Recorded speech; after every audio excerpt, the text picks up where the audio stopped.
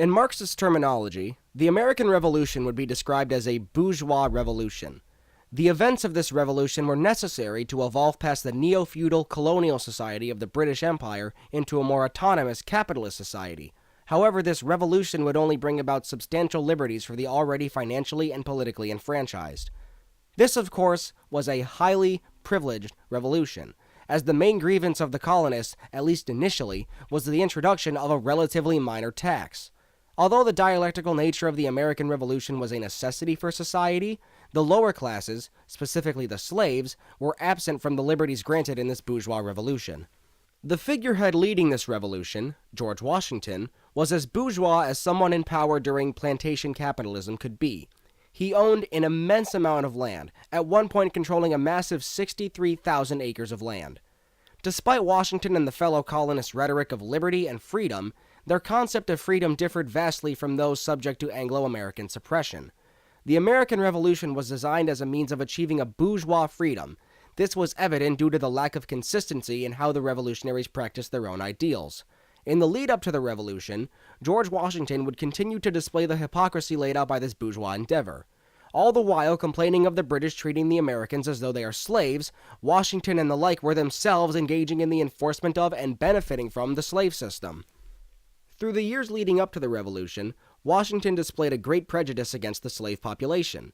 On his only trip outside of the American borders, Washington, when exposed to the population of the island of Barbados, showed no form of remorse or empathy towards those wrapped in the bondage of slavery. Washington's comments on the Barbadian slave society were rather typical of a rich plantation owner, citing a disdain for the lack of Euro-American normative customs. This was apparent through Washington's inability to recognize those under slavery as full people, effectively ignoring any surname held by an enslaved individual, furthering the dehumanizing practices of a slave society. Washington, despite being painted as a bastion of freedom and revolutionary spirit, not only passively but directly contributed to the further disenfranchisement of the enslaved people. As head of the plantation, Washington would indeed give out some mixed signals. However, it must be noted that Washington, in doing so, knew exactly what he was doing.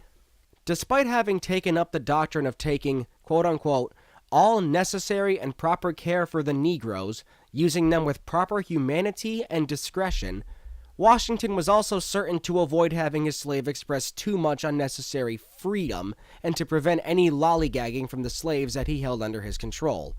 As a means of preventing lollygagging or attempts at escaping, Washington came down on the issue of slave desertion in a highly serious fashion. For instance, describing a slave by the name of Tom as a quote-unquote rogue and runaway, Washington enacted as a punishment for his attempted escape that Tom would be shipped off to the island of St. Christopher in the West Indies, as a means of curtailing any further influence in slave desertion or revolt. Even those enslaved that seemed to garner some sort of affection from the likes of George Washington were not immune to the divisive nature of slavery capitalism. William Lee, a young house slave serving under George Washington, was unfortunately one of many to be given a true glimpse of hope, only for it to be smashed by the further development of the slave system. Lee, despite having been of a relatively elevated status, would not see the fruits of the fight for black independence ripen. Although having reached the status of freedom nearing the end of George Washington's life, Lee never received any opportunity to enfranchise himself or rise to the levels of his white counterparts. The fruits of revolution never touched Lee's lips. As a free man, he was still forced to live in perpetual poverty and agony, facing the constant pain of a past injury, along with the tight grip of alcoholism. The slave population did not sit idly by during the events of the Revolution. Throughout the time of the American Revolution, the disenfranchised black slaves were often pushing for their own means of emancipation, presenting various petitions to the state and federal level. A young slave by the name of Titus, a slave in Quaker society, along with a collection of other slaves, issued a petition of grievance in the wake of the American Revolution. This petition, along with many others introduced throughout the events of the bourgeois revolution, often reflected the hypocrisy of the Anglo-American colonists in their pursuit of liberties while denying such principle to their own enslaved people. These petitions by slaves made such claims that slaves, quote-unquote, have in common with all other men a natural and inalienable right to the freedom which the great parent of the universe, God, hath bestowed equally on all mankind, and which they have forfeited by any compact or agreement whatever, but they were torn unjustly dragged by the hand of cruel power from their dearest friends, and some of them even torn from the embraces of their tender parents. These grievances were ignored by the colonists, favoring their own gains rather than extending the favor to those who effectively helped in winning the revolution. The American Revolution maintains its bourgeois status in its inability to provide the lower slave classes with the same liberties that they were being conscripted to fight for.